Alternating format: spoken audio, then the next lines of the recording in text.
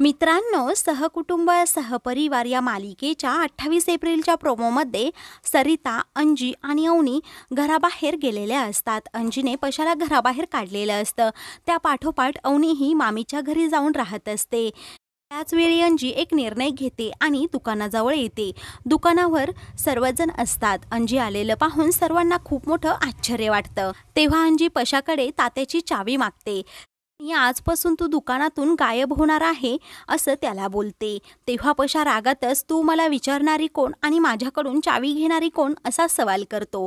त्यावेळी अंजी "हो का?" असं बोलते आणि त्याला सांगते, "ज्यावेळी तू मला घराबाहेर काढलं, ते घर पण माझंच होतं, तरीही तू मला बाहेर काढलं. आपण एक काम करूयात, आता घरातील सर्वांची मतं घेऊयात आणि कोणाकोणाची माझी दुकानात येण्यासाठी संमती आहे हे पण विचारूयात." तेव्हा सर्वजण विचार करू लागतात. मामीही तेथे अंजी पाठोपाठ आलेल्या असतात.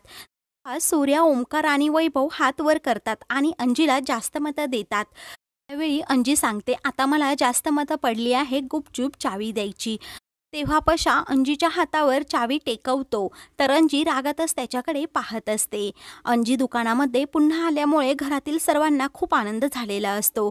तर मित्रांनो, अंजीने आता पशाची चांगलीच जिरवली आहे. सहकुटुंब सहपरिवार या मालिकेचे पुढील अपडेट्स पाहण्यासाठी चॅनलला